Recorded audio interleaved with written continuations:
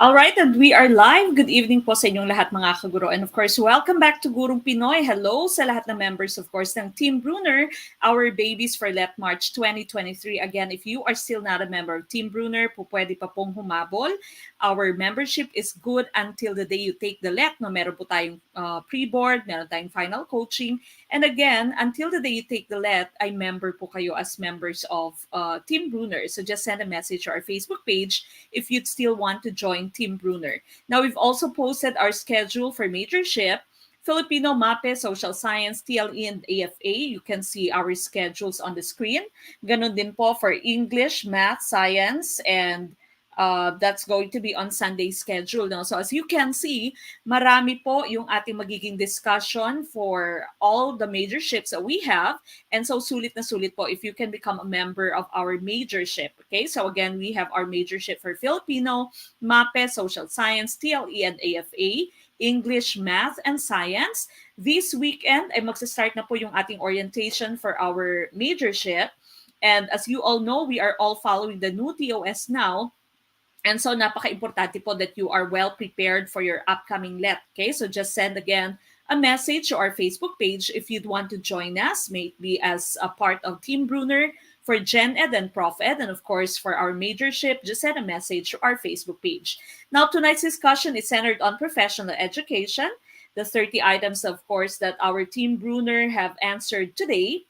And so let us all start with our opening prayer before we start with our discussion. Samahan niyo po ako mga kaguro.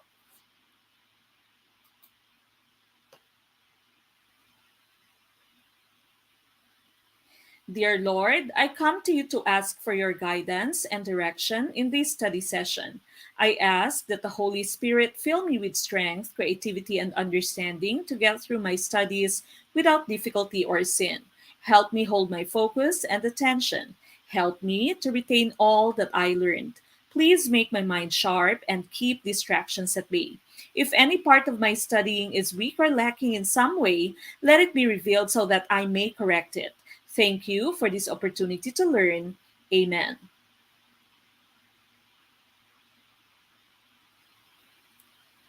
All right, now once again, tonight's discussion is centered on professional education. Please do like, love, share our video, start a watch party, tag your friends. And of course, you can also send us stars on Facebook, super chat, super stickers naman po dyan sa ating YouTube channel. Maraming salamat for all those who've already shared our video. Again, please do share our video, start a watch party, tag your friends so that we can reach out to more people. Paki-share po ng ating video. Good evening sa lahat, no? Paki-share na po ng ating video so that we can all start. Hello sa mga members ng Team Piaget, those who will be licensed professional teachers very, very soon once their results come out come December. No? So we are expecting the results by next month. Okay, so again, good evening. Paki-like, love, and share na po ng ating video. And of course, start a watch party. Tag your friends. Support us by sending us stars, super chat, super stickers naman dyan sa ating YouTube channel. All right, we start with question number 1. Okay, number 1, among the special rights of teachers, which is not provided by law? Is it letter A, right to be accorded due protection? Letter B, right to be accorded due respect? Letter C, right to receive, primarily through competent instruction, relevant quality education in line with national goals and conducive to their full development as persons with human dignity? Letter D, right to be free from compulsory assignments not related to their duties as defined in their appointments or contracts unless compensated thereof conformably to existing laws. Okay, what is our choice for number 1? Okay, I see A, B, C, D. Kompleto. Sa Ricados, kompleto. Lahat ng choices andyan. Sino kaya ang tumpak at sino kaya ang ligwak, no? Sa tingin ko, lahat, or marami sa inyo, nagbubulag-bulagan ulit. Ma'am Julambre T. Garcia, Ma'am Richelle Maligasi Soler, Ma'am Percy Cisaldo Colanibang or Sir Percy Cisaldo Colanibang, Ma'am Michelle Villarete, Ma'am Jezel Candilada Reponte. Maraming salamat po for starting a watch party. Again, please do like, love, share our video, start a watch party, and of course, tag your friends. Okay, letter D, hula-hula. Letter B, letter C, aba, mukhang maraming nag-letter D. Okay, nung nakita nyong maraming nag-letter D, letter D na din ang inyong choice. Okay, balikan natin ang ating question. No? Minsan, alam nyo yung sagot, hindi nyo lang alam kung paano sumagot. Okay? Now, going back to number 1, hello po sa ating mga first-timers, no? Sir Alvin Hamito, first-timer, good evening po. Among the special rights of teachers, which is not, as you can see now, I've made this all capital letters, okay? So, which is not provided by law. Alin dito ang hindi pinrovide ng ating law as part of special rights of teachers? Right to be accorded due protection, right to be accorded due respect, right to receive primarily through competent instruction, relevant quality education in line with national goals and conducive to their full development. Right to be free from compulsory assignments. Dapat wala kang assignments na labas sa inyong duty, no? Labas sa inyong appointments or contracts unless compensated ka, unless may bayad. The correct choice here would be letter C. Ayan, ang daming nagulat na genocide ng mga letter D, no? Yung chinus. Bakit? Because ang letter C po ay right ng ating mga students, hindi ng teachers. No, kung kayo po ay nagbabasa na maayos, and if you can go back to letter C, it says right to receive relevant quality education. Sino ba yung nagre-receive ng quality education? It is not the teachers, pero yung teachers po ang nagbibigay ng quality education at hindi po ang ating mga estudyante. Estudyante itong nagre-receive ng quality education. Hinahanap natin special rights of teachers. Not included ang letter C dahil ito ay para sa ating mga estudyante. Agoy, ligwak, okay? So again, basahing maigi, no, yung ating question. Ligwak ka agad, okay? Again, remember, once ligwak ang inyong choice, no, sabihin ligwak, hey, because that means you have learned, okay? Boom, ligwak, sabi ni Sir Jaime Makasinag Jr. All right, we go to number 2.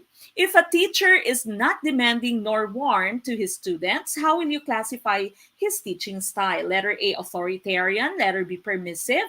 Letter C, detached. Or letter D, authoritative. Okay, what is our choice? Sabi ni Ma'am Pevelyn Cercado, ligwak pero namulat na sa katotohanan. Okay, medyo maraming naligwak, no? Sa number 1, okay lang po yan na meron po tayong 29 items. Okay, number 2, letter C. Ito medyo master nyo na, no? Since we have started our discussion dito sa Team Brunner, paulit-ulit itong ating teaching styles, also considered parenting styles. Remember, you have 2 styles that have high demands, na yung maraming expectations from their students or from their kids. And those would be your authoritarian and authoritative.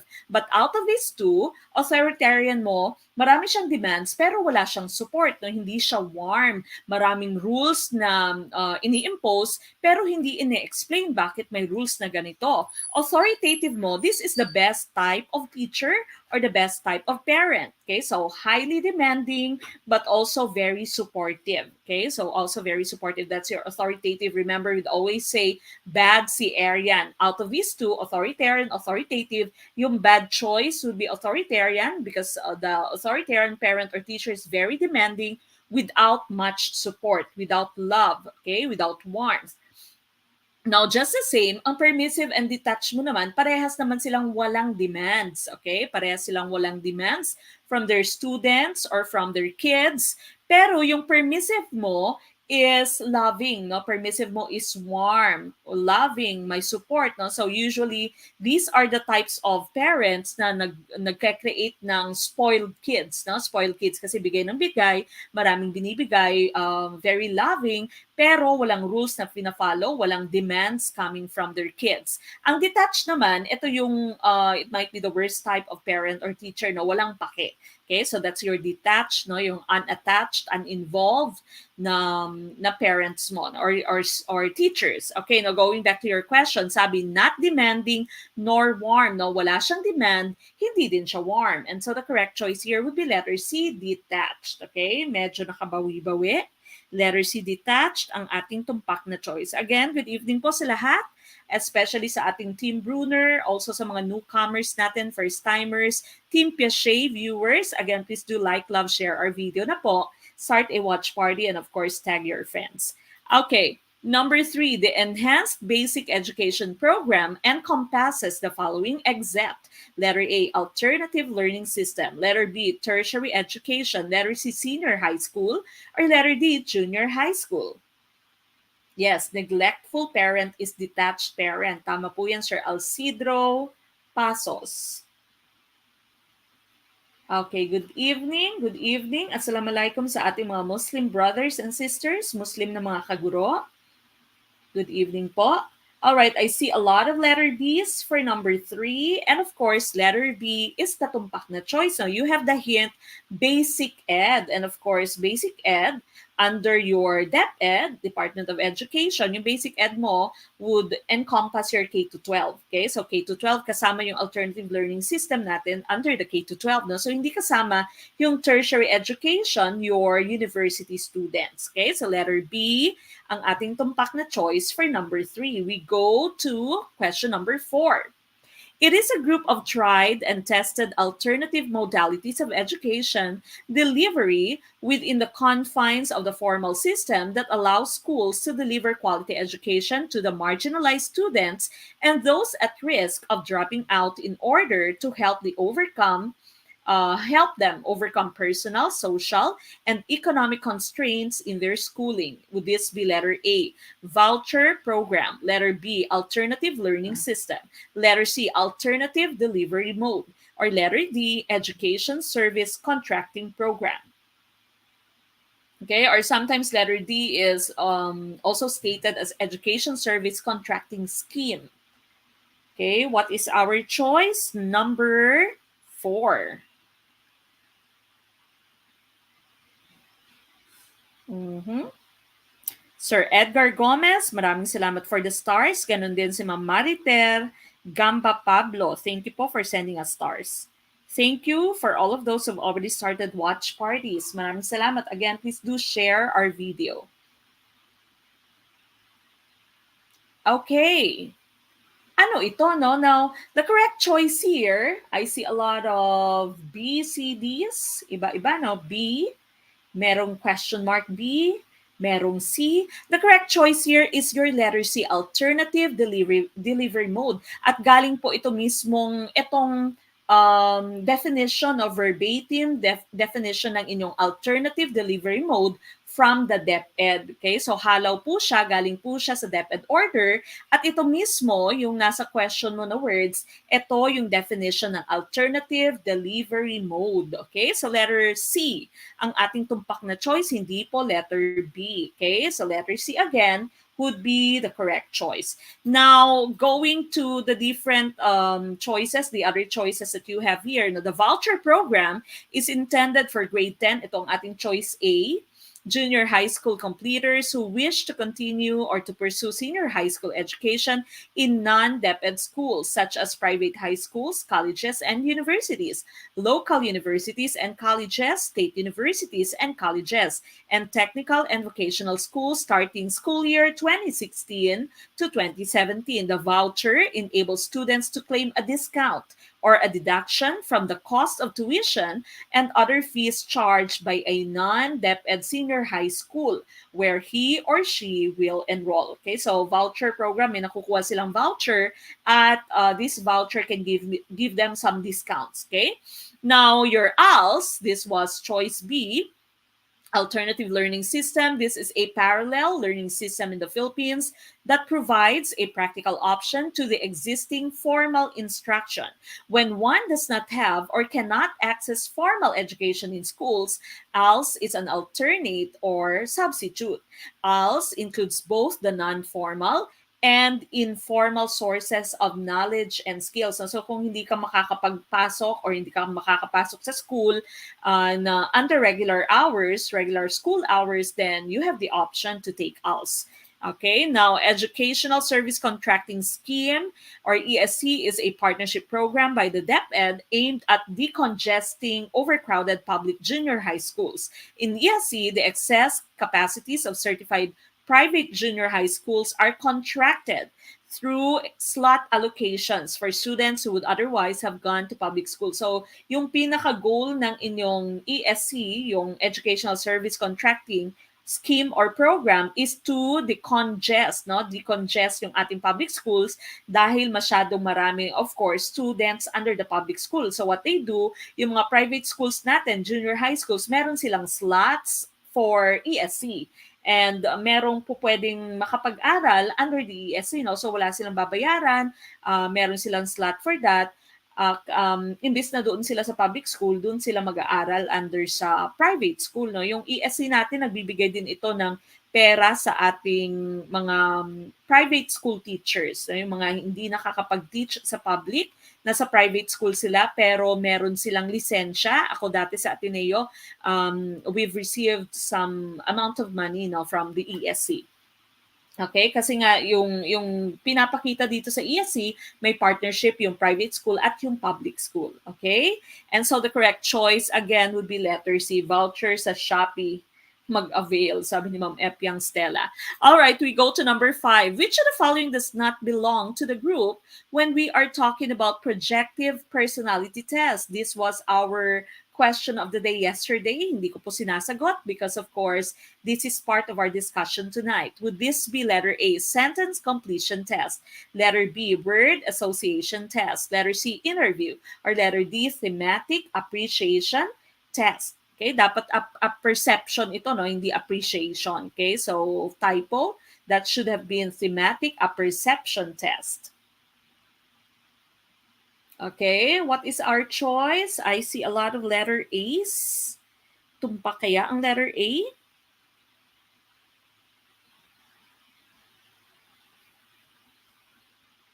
Okay, letter A, letter C.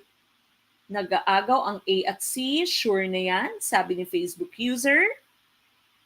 Okay, hinahanap natin dito is one that does not belong, okay? Does not belong to the group when we are talking about projective personality test. And the correct choice here is letter C. Tumpak po yung letter C, no? So, interview is what we are looking for. We're looking for something that does not belong to your projective personality test. Bakit? Because when you say projective personality test, in psychology, this is examination that commonly employs ambiguous, no? Hindi klaro na ambiguous stimuli, notably your ink blots or your Rorschach test, and enigmatic pictures, your thematic apperception test. Enigmatic here means mysterious. To evoke responses that may reveal facets of the subject's personality by projection of internal attitudes, traits, and behavior patterns upon the external stimuli. So when you say projection, projective personality test, hindi ka direktang nagtatanong sa inyong ini-interview, no? So, sentence completion test, word association, thematic apperception test, ito mga gamit ng mga ink blots mo, your Rorschach test, your enigmatic pictures, the mysterious pictures, at depende sa psychology ng tao, yung kanyang magiging interpretation sa kanyang ink blots. For example, if you will be asked, if you are the subject of the psychologist, no, and you are being asked for what you see in this ink blot, ano yung inyong nakikita? Okay, ano po yung inyong nakikita if you will be asked? If you are shown this Rorschach test, okay, what do you see in that image? Okay, pakilagay po sa ating comment. What do you see in this image here?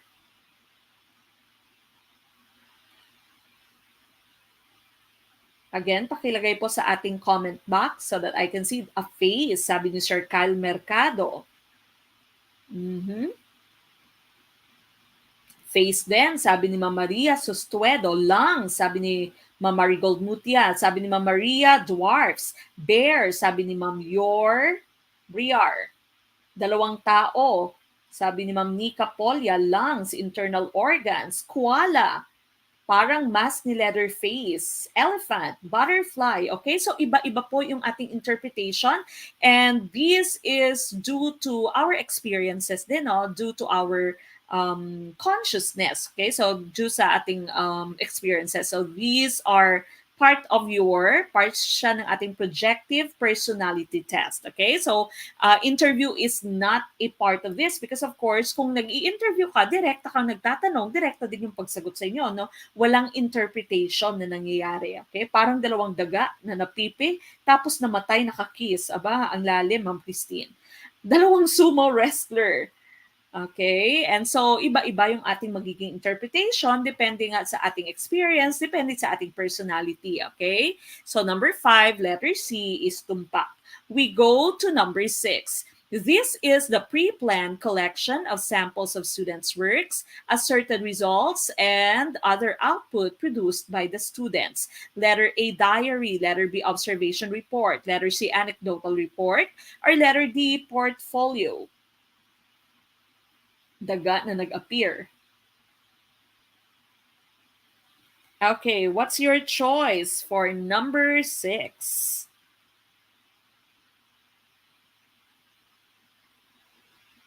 All right, number 6, I see a lot of these. Sure, tumpak na tumpak. Okay, pre-planned collection of students' works. Now, asserted results, or assessed results, and other output produced by the students. The correct choice, of course, would be your portfolio, no? Collection of student work. No? Ito yung ating tinatawag na portfolio. Remember, there are different types of portfolio. No? So sometimes, if you don't have your showcase portfolio, even those work of your students that are not perfect, ay ini-include din natin to show the progress, especially if we're talking about process portfolio. Okay, diary, you know what a diary is? Ito yung hinanap ni Mara at ni Clara, no? So, ilang taon bago nakita yung diary na nasa ibabaw lang naman ng refrigerator, okay? Observation report, this is just observation. You use your senses so that you can come up with some statements based on what you have observed. Anecdotal report or anecdotal record, we've talked about this the last time that we studied professional education. Sabi natin yung anecdotal report or anecdotal record, this is a record, a written objective record of something that is unusual about a certain student, no? So if a student is always cheerful and then today he seems very sad, he does not participate, and then you should write an anecdotal report or anecdotal record. There might be something wrong with the student or something bad might have happened to a student na nakakos kung bakit ganyan yung kanyang behavior today. No? Now, remember, when you are making your anecdotal report or anecdotal record, lumalabas po ito sa LET, you have to do it ASAP, no? As soon as possible. No? Huwag mong patagalin kasi baka makalimutan mo kung ano yung mga nakita mong ginawa ng bata.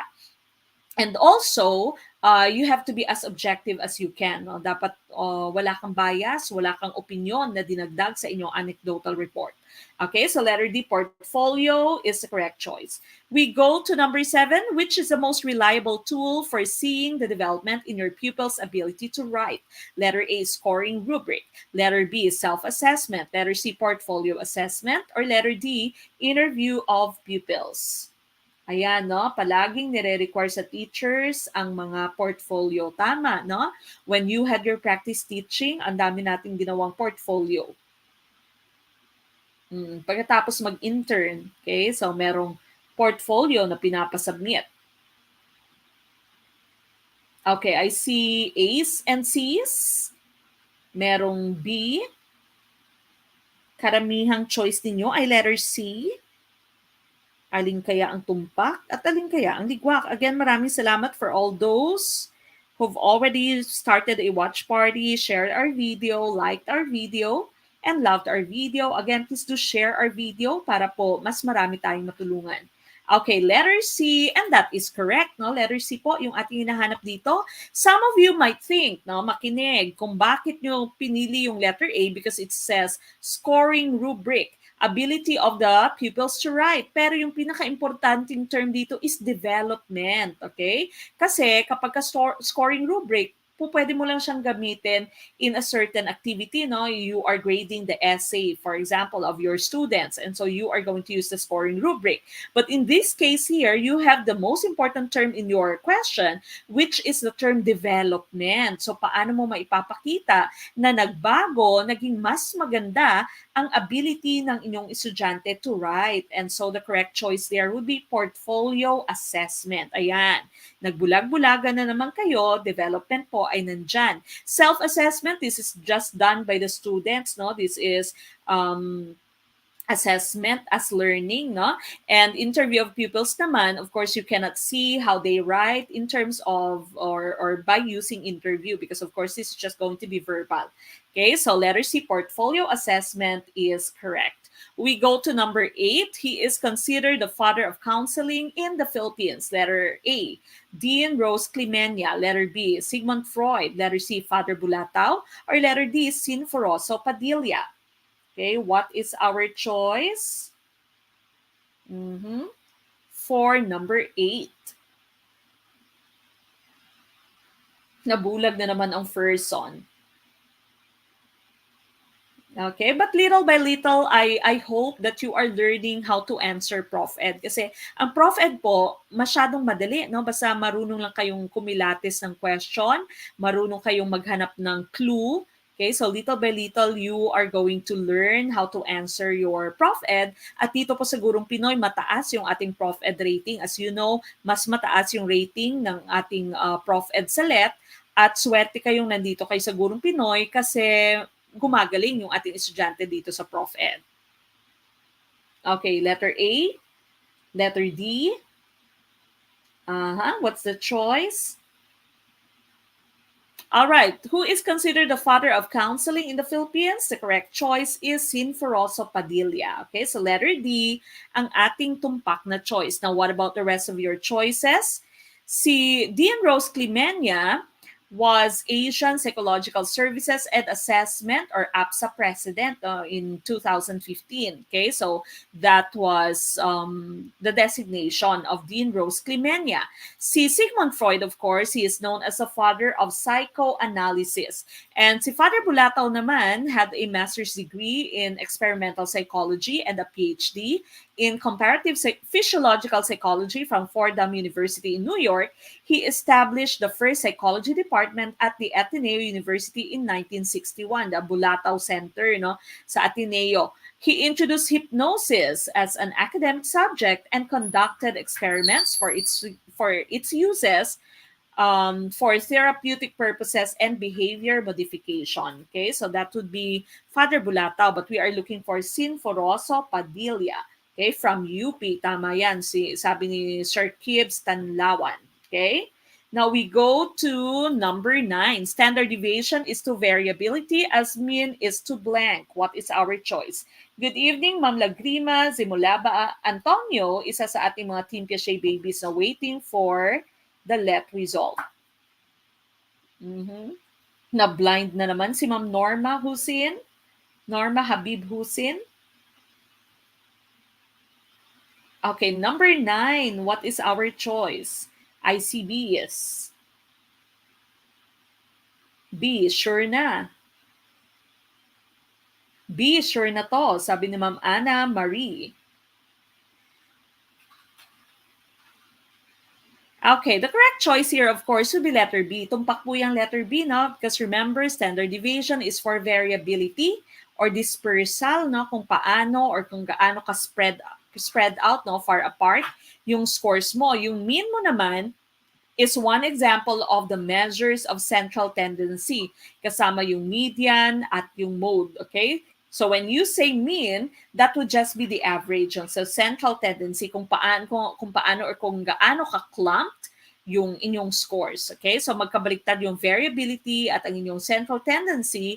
Your mean is part of your central tendency. Meron po tayong video nito na assessment, sa assessment natin, yung mean, median, mode, and the rest of the measurements. So make sure that you watch that, no? Take note dyan sa inyong notebook na Gurong Pinoy Assessment of Learning na video natin. Okay, so letter B for number 9. We go to number 10. Students who learn best through watching film, seeing pictures or any graphic display, and creating picture memory belong to blank type of learner. Letter A, visual symbolic. Letter B, visual iconic. Letter C, auditory. Or letter D, tactile. Okay, what is our choice for number 10?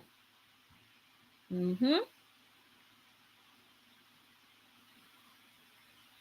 Okay, what's your choice? Letter B, letter A. Alin kaya ang tumpak at alin kaya yung ligwak for number 10? Okay, A at B nag-aagaw. Tingnan natin ang tumpak na choice. Okay, the correct choice here, no? Sabi dito, learners who learn best through watching films, seeing pictures or any graphic display, and creating picture memory. This would be your visual iconic. Okay, visual iconic po yung ating hinahanap. Now, as you know, auditory learners, these are those people who can learn even just by listening, no? So, by listening to the radio, by listening to lectures, walang handwritten notes, walang images, walang graphics, nakaka-learn sila. These are your auditory learners. Your tactile learners, these are learners who can learn best when they are touching something, no? Touching something, yung mga fidgets mo, these are some materials you can use with your tactile learners, yung mga kinesthetic mo. Visual, of course, when you say visual learners, ito yung gustong meron nakikita. Now, the difference between your symbolic and iconic would be your visual learners may think in pictures and learn best from visual aids. Your visual iconic, ito yung ating hinahanap. They prefer visual imagery like film, graphic display, or pictures, while your visual symbolic, they prefer abstract symbolisms like written words or mathematical formula from the term symbols. So, symbols lamang abstract na yung inyong letter A. And so, letter B, ang tumpak na choice. Okay? Gumagaling na talaga ako manghula, sabi ni Ma'am Shari May. Alright, we go to question number 11. Which of the following is a teaching implication of ecological systems theory? Letter A, anticipate students' progression through his 8 stages of human development. Letter B, emphasize the need to socialize and interact with others to learn. Letter C, validate that each child is unique and independent from his family and environment. Or letter D, take into account the changing nature of society and society's influence on the student. Okay, what is our choice? Sabi ni Ma'am Lagrimas, Zimolaba Antonio, no, dating member natin sa Team Piaget, pa-member na po kayo sa Gurong Pinoy. Okay, the best lecturer si Ma'am Meg. Thank you po. Okay, so again, magpa-member na po kayo para tuloy-tuloy po ang inyong panunood. And of course, para makapag-replay din kayo ng video, maka-download ng ating PDF files, dire-diretso until the day that you take the let become a member of Team Bruner.